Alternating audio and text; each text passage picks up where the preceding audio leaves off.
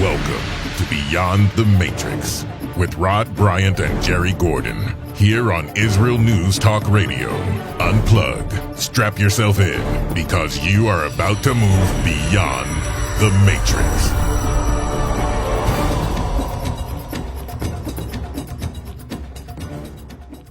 And this is an official day that you can remove yourself from the Matrix. I'm Rod Bryant along with Jerry Gordon. We welcome you guys here on Israel News Talk Radio. Also on the YouTube channel, Nativ Online, N-E-T-I-V Online.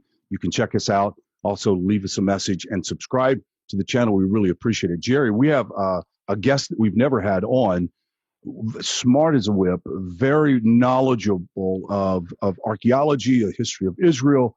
And we are really excited to have Dr. Kenneth Hanson, or Dr. Ken Hanson, from his website, drkenhanson.com. Jerry, why don't you introduce our guest?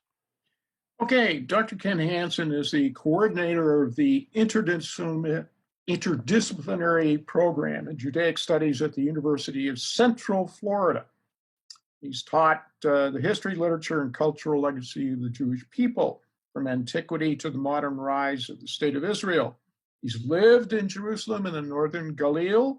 He earned a master's degree in international intercultural communications and went on to earn a doctorate, by the way, in Hebrew and literature from the University of Texas at Austin.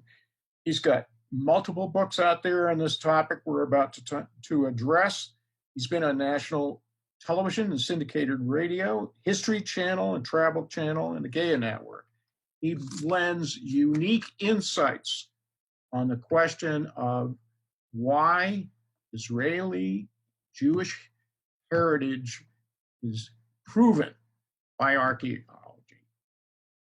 So what we're saying is that Israeli archaeology destroys the myths of the Arabs, and this fantastic book, we're going to talk about it too. Whose holy land is it? And it's a great book. You need to get your hands on it. You can find it at drkenhanson.com. You're listening to Beyond the Matrix here on Israel News Talk Radio. I'm Rod Bryant, along with Jerry Gordon. We'll be right back after these messages. As we said in the introduction, we have a very special guest with us, Dr. Kenneth L. Hanson. We gave him a brief introduction, but a very interesting book that you have written. I have a copy of it here. My wife asked me about, did I read the book, and was able to read the book in such a short amount of time. And it was a very, very comfortable read. And I would encourage people to get a different perspective on what's going on in our world. There seems to be some kind of full court press to overstate something that is pretty obvious to all of us, but we never talk about it. Why were you motivated to write this book called Whose Holy Land? Well, actually, I lived in the state of Israel when I was an undergraduate student at the University of Illinois at Chicago quite a few years ago, finishing up my degree in history. And I enrolled in a little institute nestled among the trees on Mount Zion. What a place to live. And during my residence in Israel, I started studying the Hebrew language. They don't mess around in Israel. They make you fluent in a matter of months. Part of my studies, part of my education in those days was to accompany my fellow students out into the field. We weren't just sitting in libraries studying the books. We did that, but we went out regularly across the length and breadth of the land of Israel, including Judea and Samaria, the so-called West Bank, rummaging through the archaeological sites from Jericho to Shechem, or Shechem, as it's often called. It was amazing, absolutely amazing. And I noticed that we had free access. It was easy to go anywhere we wanted to go in those days. We did notice the presence of Israeli troops, soldiers who were here and there perched on rooftops, just looking over things, because it was obviously a tense situation. And I wondered to myself, well, why are they there? Are they there because they want to oppress the people somehow? that there are colonialists who are trying to Judaize Arab territory? Or are they there simply because there are elements, and by no means all, but elements of the Palestinian population who want to murder Jews, who want to incite violence, who would like literally to see an end of the Jewish state? Now, as time passed, as the years have passed, those places I used to go as a student just aren't so available anymore, because this territory has since then passed to the Palestinian Authority under the peace process. And it dawned on me, gee, it's ironic that the peace process hasn't brought much peace, has it? We don't have access to those territories. Tourists, if you want to go to Shechem today, especially if you're Jewish or Israeli, you'd better watch out.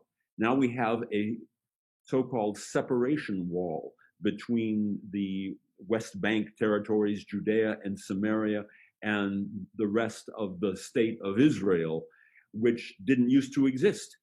So what do people imagine that if and when a Palestinian state will ever arise in this area, that it's going to be nirvana and kumbaya, and men wearing lederhosen will come prancing across the hills, yodeling? Is that what it's going to be like?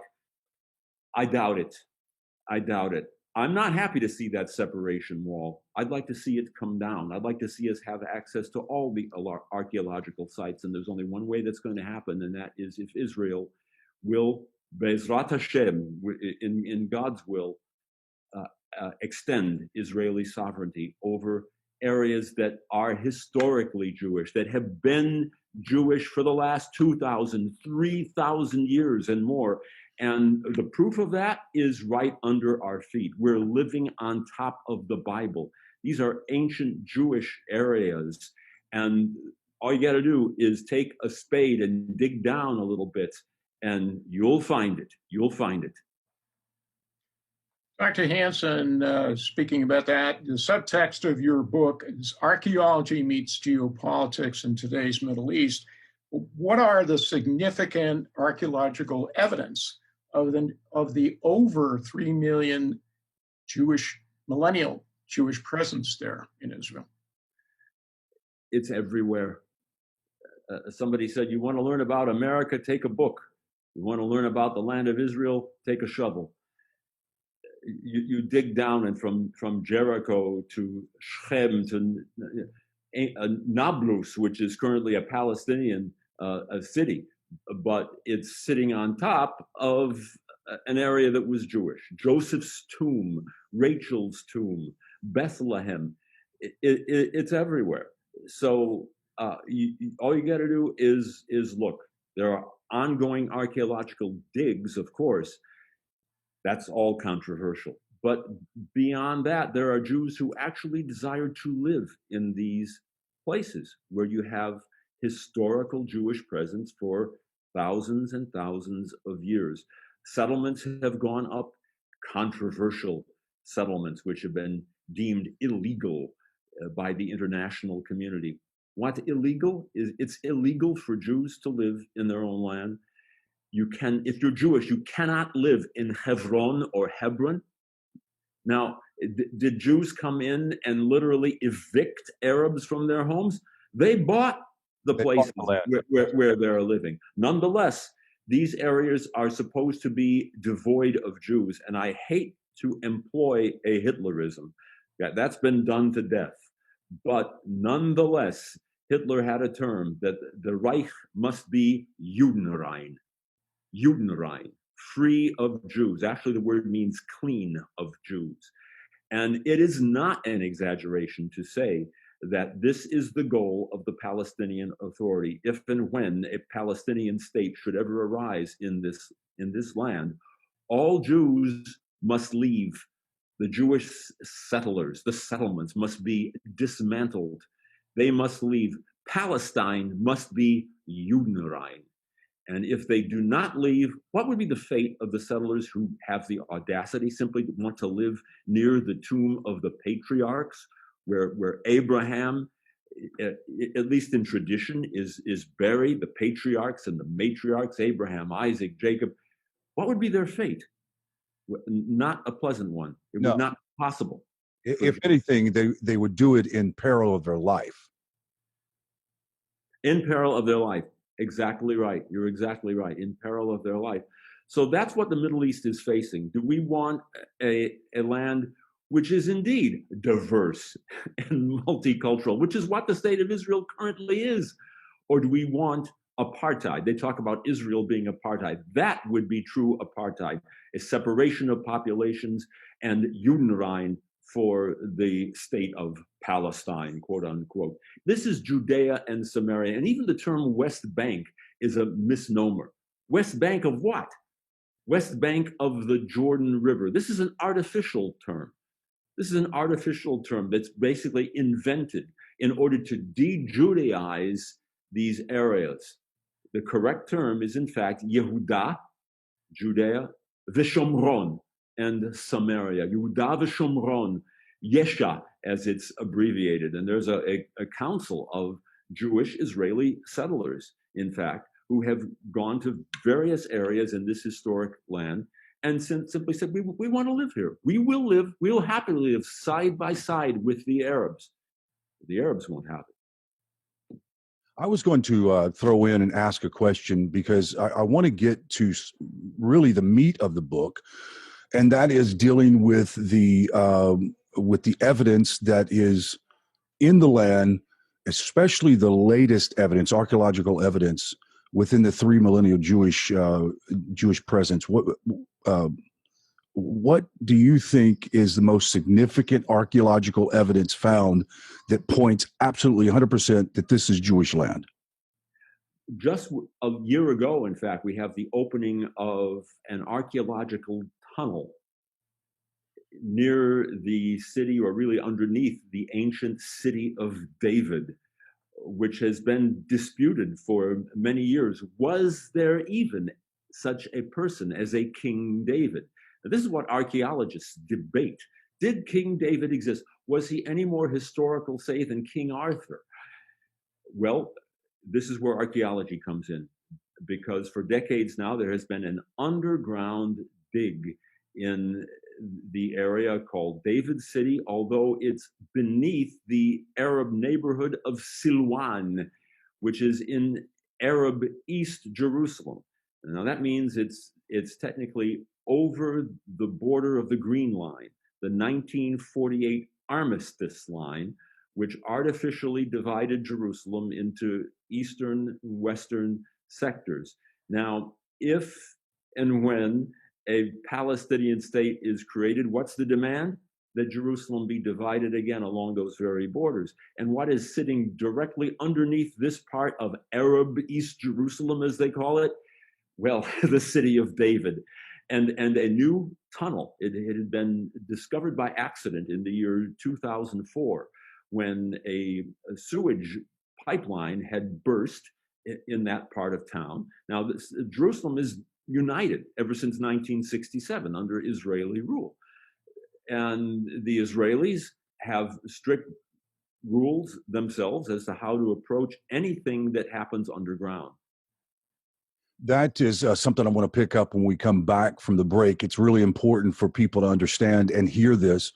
Why I think this book is so very important for every individual is to get a proper perspective on what's going on. Many times they hear little tidbits of information, but you lay it out so well. And I want to make sure that people get a chance to buy this book.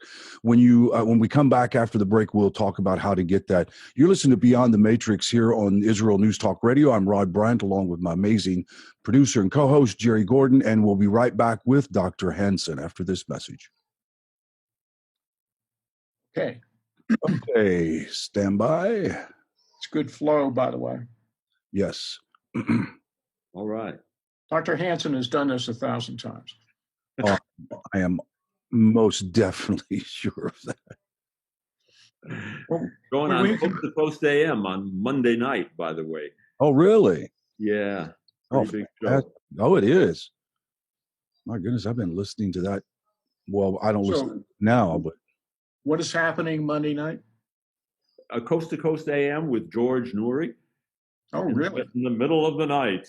I just did his TV show also. Really? Really? Yeah, I shot it in Boulder, Colorado. Should be coming out soon. Wow. That's pretty interesting. So when you come back, you want to tell why did Israel cede control of the Temple Mount? Welcome back to Beyond the Matrix, here on Israel News Talk Radio. As we said in the intro, just doing a test, guys. Go ahead. Smooze amongst yourself. Smooth away. You want to deal with the twin events there that occurred on the liberation of Jerusalem, where Rabbi Goren says, blow up the mosques. And Muddy Gore says, we ain't about to do that.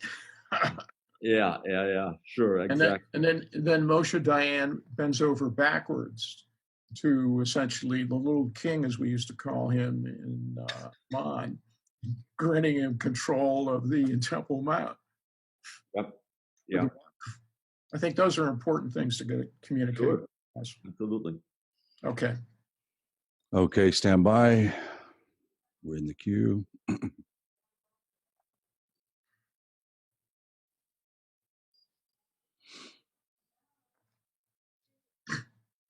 This is going to air on the 22nd, correct? No, I'm 29th. If it did, it's Back to the Future. I have awakened many times thinking it was Back to the Future. Somebody, my wife showed me a nice meme that said, "What was I thinking when I said Happy New Year 2020?" Really? Okay, here we go. Thank God our trust is not in society. Okay, here we go. In 3, 2, and 1. Welcome back to Beyond the Matrix, here on Israel News Talk Radio. And we are back from the break. Thank you so much for sticking around. I'm Rod Bryant, along with Jerry Gordon, my producer and co-host. And we have Dr. Kenneth Hanson with us. He's written a fantastic book called Whose Holy Land? And you would think it'd be an obvious question, easy to answer, but there is so much chaos that is for an intentional purpose that comes from the PA, or as I call them, the pseudo-Stinians. And they want to constantly badger the Jewish people and the Israel state to say that this was land that was stolen from us and taken from us. And before the break, we were talking about significant. Hold on, stand by, guys. You want to repeat that, sir? Yes. Hold on. Poor Chaim has no idea what my schedule is. Actually, today's. Sorry about that.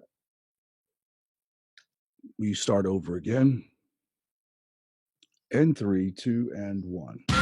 Welcome back to Beyond the Matrix, here on Israel News Talk Radio. Before we went to the break, Dr. Hanson was talking about significant archaeological finds in Israel that have actually set the argument to a new high for the state of Israel and for the Jewish people. And you were talking about the city of David, which is this long underground archaeological dig. And they've made an amazing amount of progress, to include connecting back to the Second Temple era. And I'll go ahead and let you pick it up from there and go ahead. And before the Second Temple era, all the way back, presumably to the days of the historical King David, a monumental structure literally has been uncovered underground, which certainly was some kind of an enormous administrative center in antiquity. And the question posed by Israeli archaeologists is who might have administered such a center? If there were not a King David, who then built this massive complex? It's all underground. There are really two Jerusalems. There's the one you see, but there's also underground Jerusalem. And that is what is so terribly controversial, because, of course, there are many on the Palestinian side who do not acknowledge that Jews ever lived in the land of Israel. I'm absolutely serious. And this is the extent of the propaganda that goes forth even to school children who grow up in the Palestinian authorities. The Jews came here as colonialists in the 19th and 20th centuries. There were no Jews in this land. And I have actual quotations in my book stating what they claim. So here we go underground and we find evidence all over the place, ancient seals with Paleo-Hebrew script on them. As I mentioned, the opening of a tunnel in 2019, which itself was hugely controversial because, oh, you're opening a tunnel underneath the peaceful Arab settlement or village of Silwan.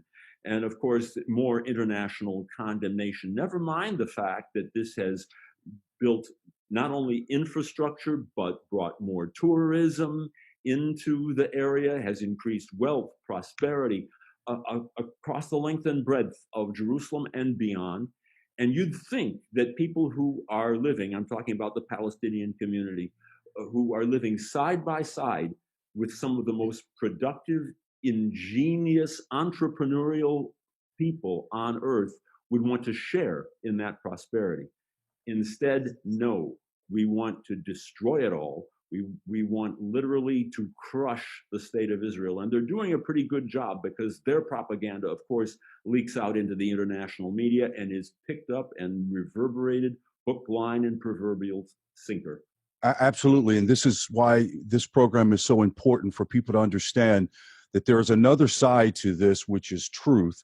And one thing for sure, we call the show Beyond the Matrix, because we really do believe that much of society is in a coma most of the time, and they don't examine the truth because it takes a little digging. And it also doesn't, what's the word? It's not pleasant to feel like that you're on the opposite side of what everybody else in the world thinks. And it makes it a little difficult. But before we go to Jerry, I want to ask, why don't you touch on a few of the myths that the Palestinian Arab Muslims have created over Judea and Samaria?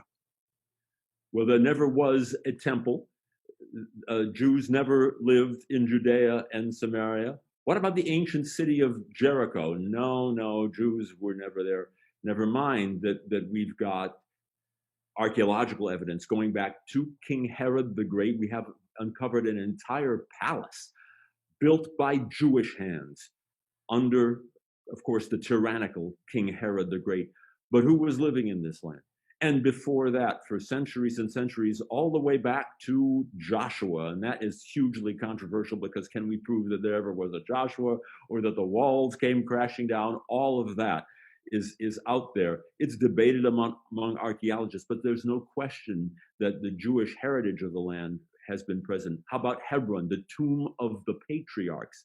Is amazing. This is the oldest place of worship in continuous use from the time that it was constructed back in the Second Temple period and before until the present day. Centuries and centuries and centuries in continuous use. It is still there today in Hebron or Hebron. And this supposedly in tradition marks where Abraham, Isaac, Jacob were buried. Now, the Israelis conquered this territory in a essentially defensive war in 1967. The June 1967 Six-Day War, which started between Israel and Egypt.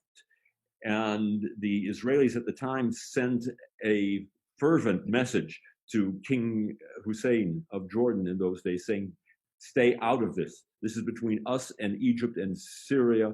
What happened? Well, the Jordanians opened cannon fire all across the border of what in those days was just a truncated state of Israel because it had lost all this territory in their War of Independence of 1948. So the Jordanians attacked the Israelis. The Israelis took this territory in a defensive war. It's only about 40 to 50 miles in length from Israel proper to the Dead Sea and the Jordan River. Judea and Samaria was taken by the Israelis, and that meant the not only the Arab East Jerusalem, the most important site in all of Judaism, the Western Wall, but now the second most important site in all of Judaism, the tomb of the patriarchs in Hebron. Now, when the Israelis took it, it wasn't long until they found an entrance into the underground recesses of that great Herodian tomb. And they actually lowered a little girl, her name was Michal, who was skinny enough to fit down the narrow opening into the underground recesses. They lowered her down. I have a photograph of them lowering her in my book. It's really amazing. She went down there and started exploring all of the cave. There really are caves underneath that tomb. The Bible calls it the cave of Machpelah, which Abraham purchased, by the way, from the Canaanites in those days. And so she actually did a little bit of exploration. And then there was a subsequent clandestine attempt to explore those same subterranean recesses decades later, where they actually found human bones down there. Whether they're the Abraham's bones is another question, but there certainly is a long Jewish heritage. All of that denied. I call it temple denial, for one thing, and then you have the denial of all of Jewish presence in the region. But this denial is not coming from a lack of information. It cannot be. It has to be a cognitive disconnect that says, I choose to believe this. Exactly. You repeat something frequently enough, over and over and over again. And that's what propaganda does. I choose to believe what I choose to believe. Jerry, go ahead. Well, in a way, it has its roots in the myth of Muhammad's infamous night flight to the furthest mosque, as it's known in the Quran. Al-Aqsa. Yes, that's Al-Aqsa. But going to the wonderful day that liberated Jerusalem during the 5th day of the battle, 6 days of war, what happens is Temple Mount is seized by the Israeli troops, and a rabbi who's with the troops says what? Well, he was quite prepared to, let's say, demolish, blow up the Dome of the Rock.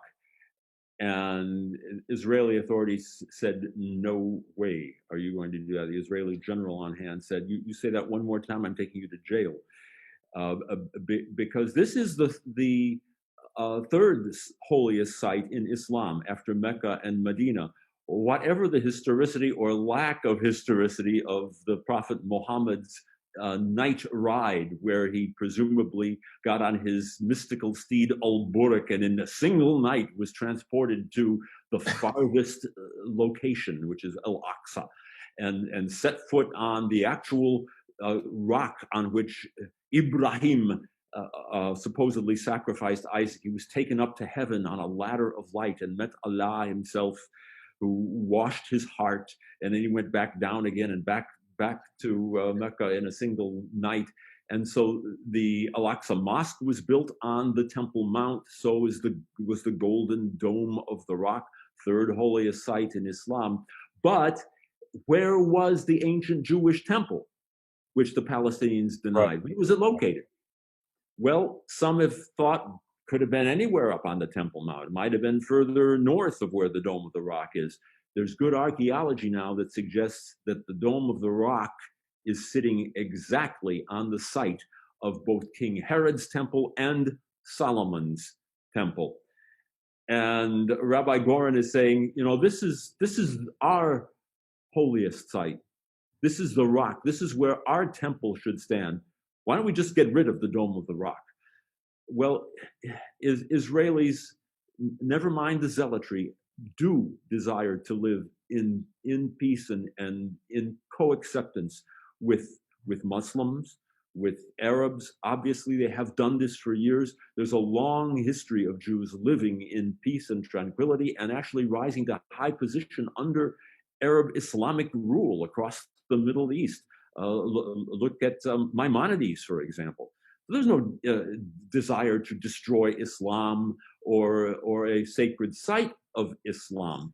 And this is why the Israelis bent over backwards to respect Islamic sites, to respect Christian sites, to respect all holy sites in the city of Jerusalem and, of course, across the entire land. But what they did was, under General Moshe Dayan, to create an Arab trust on top of the Temple Mount called the Waqf, which gives the Arab Muslims virtual complete control of the Temple Mount. Dr. Hanson, we're going to have to go to a break. I really appreciate what you're saying so far. We have the third segment coming up. We have so many questions to ask and not enough time to do it. But we'll be right back after these very important messages. You're listening to Beyond the Matrix here on Israel News Talk Radio. Okay, stand by.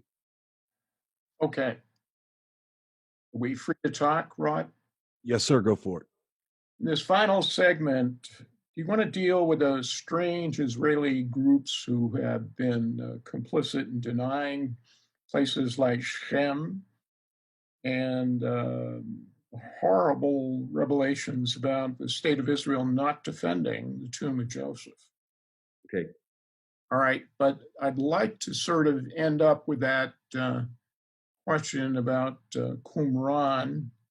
Mm-hmm.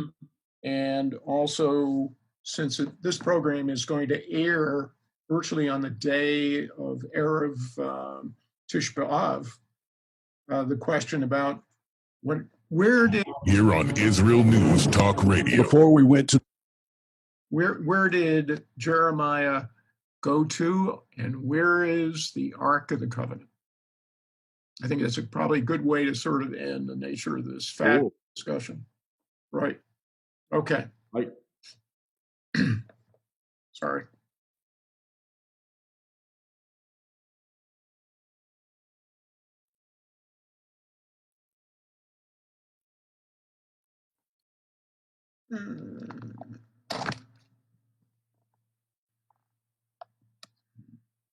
I can hear my wife downstairs telling my grandson that Papa is an old. Like she said that 4 times, man. So I don't know what she's trying to get at. Maybe you're kidding me. Why would Melanie consider doing that? I guess she likes. You guys were married like pups. I know, she likes to do that with the grandkids because then they get all protective. Like, no, he's not old. So, okay, we're rendering this.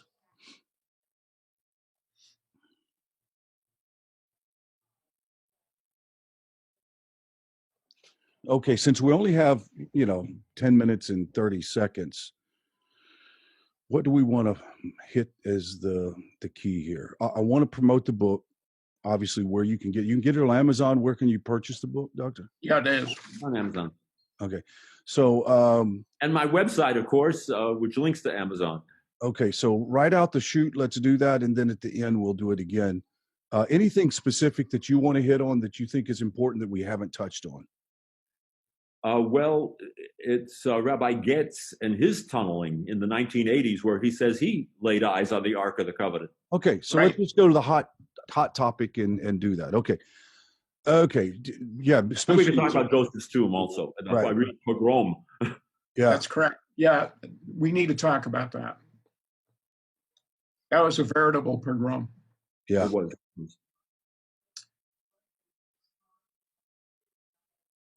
Okay, Rod. We're ready. All right.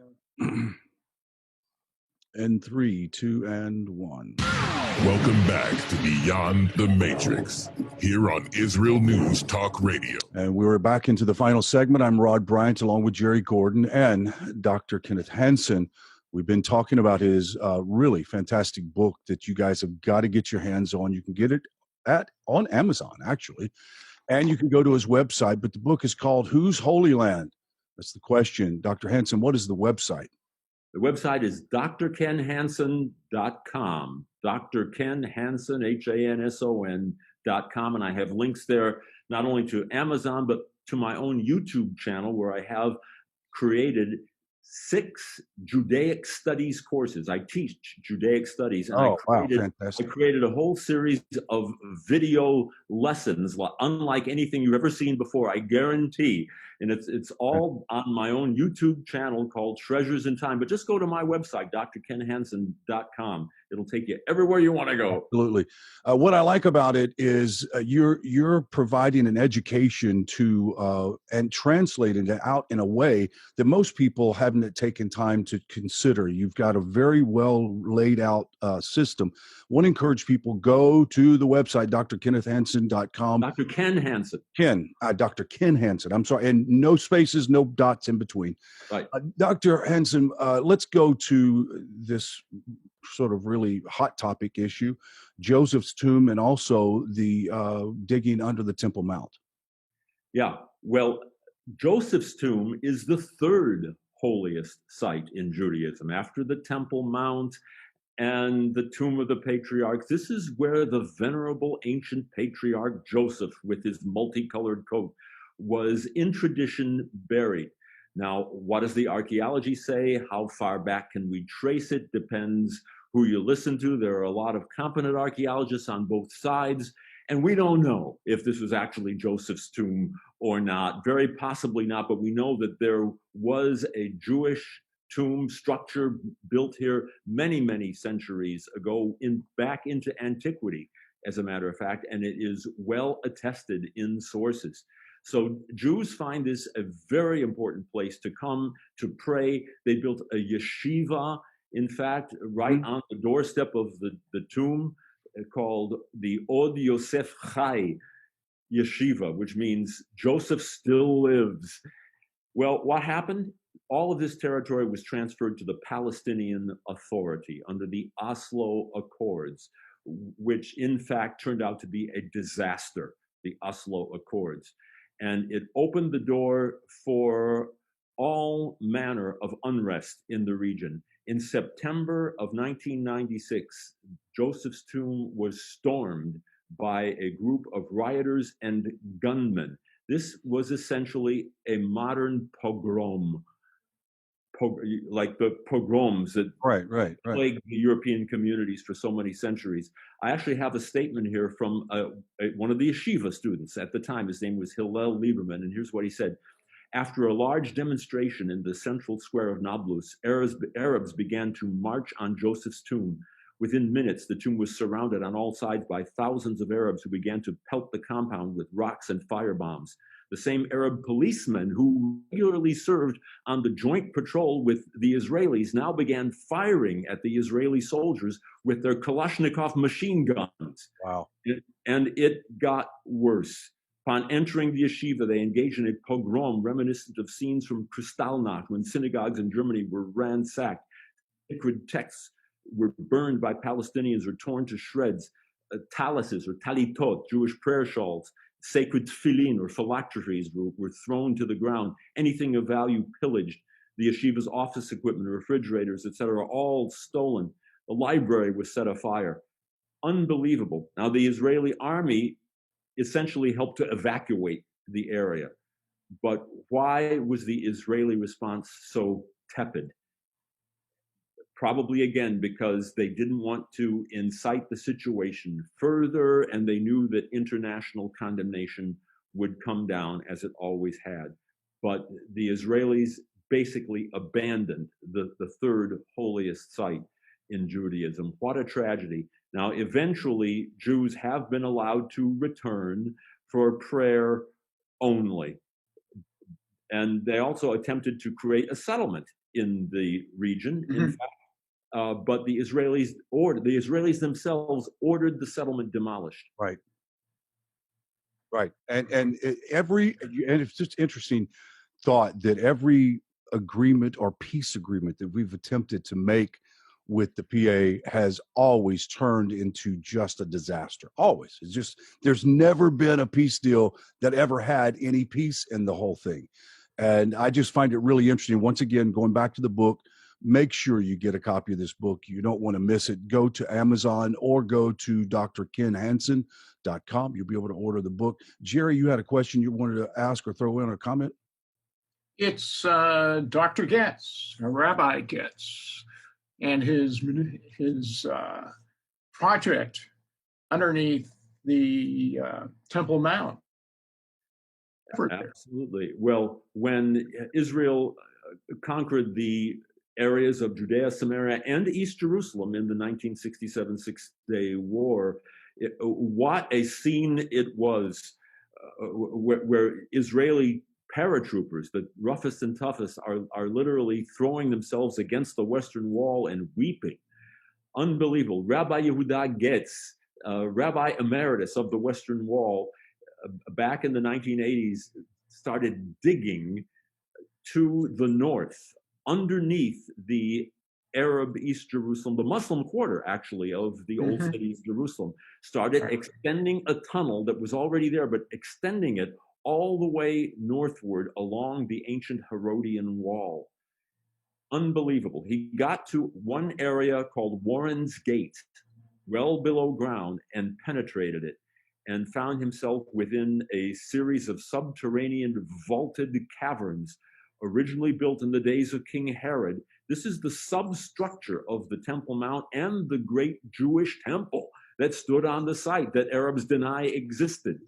And Rabbi Getz was overwhelmed. He threw himself on the ground. He said he was just incapacitated for the longest time. And he actually claimed that he had laid eyes on the Ark of the Covenant that was still nestled down there. But he couldn't do anything about it because Arabs had heard the digging up above and sent down through the sewer grates on top of the Temple Mount a group of stalwart young men who engaged in fisticuffs, actually. And it was a virtual underground riot going on. And the Israelis, again, did not want to incite anything. They ordered the rabbi to get out of that area, to seal the gate with reinforced concrete. And that's the end of that. We'll never know what exactly. So we don't know. We don't know if he thought he saw it or he did see it. Right. We'll never know. We can't even conduct archaeology. We cannot even excavate down there because of the temple denial. Right. I mean, that it's still concreted over to this day. Right. And in 1996, when that tunnel was finally open to the public under Netanyahu, he was prime minister in those days as well. They found a place on the Via Dolorosa to open the northern end of that tunnel. And it was massive rioting all across Jerusalem and the West Bank over an archaeological tunnel. Think about this. Bibi sent in tanks, helicopter gunships. They were throwing stones onto worshipers at the wall. A lot of people were killed in this rioting. That's what's at stake in the Middle East today. It's interesting. I don't know if you're secular or religious or whatever, but there has always appeared, and especially for Jews and even Christians, it's easy to understand that there is also other forces that are at work in this process. There are forces that do not want the information, the revelation and understanding of finding this archaeological evidence and the temple and the furniture. There is a force, it seems like, that does not want that to be in the open, at least right now.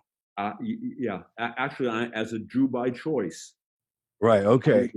So you know what I'm talking about. Yeah. Okay. There are forces even beyond this materialistic universe that we see, and we're engaged in something. Okay. So we're talking the same language here. It's very important. The reason why that you and I have to continue to sort of beat this drum, and it seems like this is all that and Jerry and I talk about over the years, is to bring people the information to be able to make a good, wise choice about the land of Israel, the Jewish people, the Torah, you name it. We're trying to do that. And this book is so very important, folks. If you haven't had a chance to buy the book, you really need to. And if you're online, you're watching on YouTube, I've got a copy of the book right here. Fantastic. You just got to get it. I haven't been this excited about that kind of a presentation because of the way you laid it out. Jerry, go ahead. What's your view about the Trump peace plan in terms of ceding Jewish land to form a Palestinian state? We have about 1 minute. Go ahead. 1 minute. Okay, it's a start, and I think it's a good start. yes, it does allow for a Palestinian state, which would be a terror state. And I address that in my book as well. But by the same token, we have to balance that with the fact that Trump, whatever you think of him, has been the most pro-Israel president that the state of Israel has ever seen. And the very idea that the Trump administration is supporting the extension of Israeli sovereignty over a good part of Judea and Samaria, those Israeli settlements, that this area needs to be under Jewish sovereignty, and that has been supported, and that is a huge development. Be'ezrat Hashem. It is a huge development. And also, Jerry and I have uncovered the fact that there are a lot of people that live there. The Arabs that live in that area don't want to be under PA control. They want to be under Israeli control. Exactly. If given the choice. Yeah, they're given the choice. Why not prosperity? That's what is going to happen.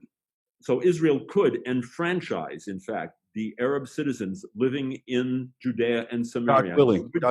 It would dilute the Jewish majority in the land of Israel, but it would not eliminate it. There would be no apartheid. Jews would still have a clear majority. It would be a Jewish state. Amen. That's going to come. Okay, that's going to come. Look, guys, go to Dr. Ken Hanson, one word, drkenhanson.com. You can order the book on Amazon or from the website. Plus, there is a whole plethora of educational videos on his YouTube channel, which you can find from the website. Correct, Doc? That's right. Absolutely. Okay, but I have a whole YouTube channel that'll take you there. Okay, let's not waste too much time before we do this again. God bless, guys. We'll see you this time next week. Shalom. Shalom. Shalom. Beautiful, beautiful, beautiful. Thank you. Let's do this again. All right. Especially if you get a hot topic, something that comes up, you've dealt with or looking at. Let's just let us know. Absolutely. Well, there was one. You don't hesitate to reach out to me. Okay. Yeah, you had referred to this significant recent discovery, basically disclosed this past month, of another example of this huge administrative structure. Yeah. Yeah, that actually I have not heard. I knew that there was some pretty massive stuff. Like I found out, was it yesterday or day before, that they found the largest seal yet. Yes. Of I think, was it of Judah? Yes, they found a series of seals. Yeah, the seals are. We have a whole number of them now. Right. That relate to actual Israelite kings, Hezekiah, for example. Right. So yeah, all this is great stuff. So I'm not. By the way, we have, in the case of my own relatives who are in Me'olah Adumim, and our good friends Dan Diker and Miskalik, among others, who are in the Gush Etzion. Yeah. So we're pretty cognizant of what you're talking about. Yeah, this is. Yeah. Yes. I've really appreciated the time you having you here, and sure, we'd love to put you on the short list of people that we give a call when something's coming up like this. Like I said, very well laid out. I like it. Cool. Well, I'm sure my colleague on the New English Review Press, Rebecca, will be pleased by what we've just. Yeah, and how long before it's on the YouTube channel? The YouTube channel is instantaneous with the posting that we do the podcast next Wednesday. It's usually at 9 in the morning. Yeah. It'll pop up. Can you send me a link or something? Oh, yes. Yeah. Oh, yes. Yeah, we'll do that immediately. And then if it's okay, I will post it on my own YouTube channel. I appreciate that. We have no problems with that. Yeah, not a problem at all. As a matter of fact, I can send you. Do you have a way to? Do you want to advance him the link? Yeah, I could actually. Do you want to download the video and then put it on your YouTube? Because if I'm not, that's ideal. I can do that easily. Oh, okay. If you know how to do it, then that's on your YouTube channel. I'll download it. And then that's fine. Yeah, that's fine. Yeah. That's absolutely fine. I was thinking of a way to send you the raw video, but it might, need to. Yeah, it's easier just to do it that way. Yeah. Okay. Cool. Okay. Great. Okay. We really appreciate it. Have a great weekend. A beautiful Shabbos. Okay. May your Shabbos be illuminated with great light. And morning. Shabbat shalom. Shabbat shalom, my friend. We'll talk to you later. Okay. Have an easy fast, by the way. Yeah. Yes, you too. Yeah, You too. Easy fast. Okay, take care. Okay. Cheers. Cheers. Bye-bye. Thanks, Starts and Hands. Okay, let's see. Okay, guys, on YouTube, we're going to say goodbye. Is that what we're going to say? I think so. I don't know what the heck I'm doing right now. Okay, so here we go. We're going to do the introduction. Let me see. Do we have? Yeah, I think it's important to give. I got his bio in front of me, and quite frankly, it's worth the retelling in that regard.